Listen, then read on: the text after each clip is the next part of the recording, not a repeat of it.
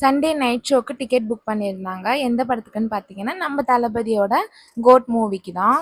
தரணி தான் ரொம்ப குஷியா இருந்தா. போணும் போணும்னு ஃபர்ஸ்ட் ஷோவே போகணும்னு சொல்லி ஆசைப்பட்டுட்டு இருந்தா.